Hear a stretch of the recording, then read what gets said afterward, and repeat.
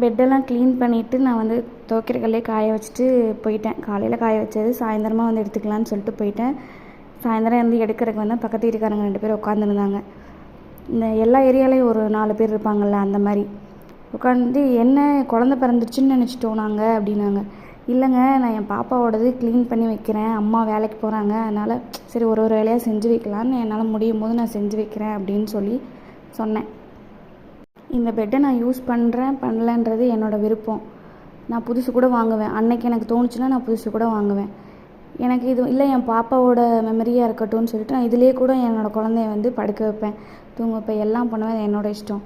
அவங்க வந்து உன் பாப்பாவோட பெட்டா இன்னும் வச்சுருக்கீங்களா அப்படின்னு சொல்லிட்டு மூஞ்சை வந்து திருப்பிக்கிட்டாங்க. அப்படியே எனக்கு ஒரு மாதிரி ஆயிடுச்சு.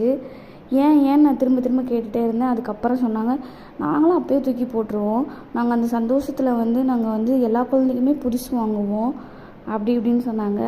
என்னால் அக்செப்ட் பண்ணவே முடியல. நான் வந்து இது மட்டும் இல்லைங்க, பெட்டு மட்டும் இல்லை, என் பாப்பாவோட ஃபஸ்ட்டு போட்ட ட்ரெஸ்ஸு, என் பாப்பாவுக்கு ஃபஸ்ட்டு வந்து போட்ட வளையல் எல்லாமே வந்து நான் பத்திரமா வச்சுருக்கேன். எங்கள் வீட்டுக்காரர் சொன்னாங்க, அதெல்லாம் போய் ஏன் எடுத்து துவைச்சி கஷ்டப்பட்டுட்ருக்க, புதுசு வாங்கிக்கலான்னு சொன்னாங்க. ஆனால் எனக்கு வந்து இதில் தான் படுக்க வைக்கணும்னு ஒரு ஆசை. இதெல்லாம் சொல்லிவிட்டு அவங்க ஒரு ரியாக்ஷன் ஒன்று கொடுத்தாங்க. எனக்கு சுத்தமாக பிடிக்கல. ஏன்னு கேட்டேன். அவங்க சொன்ன ரீசன் பிடிக்கவே இல்லை. நான் நின்று பதிலே சொல்ல நான் திரும்ப வந்துட்டேன்.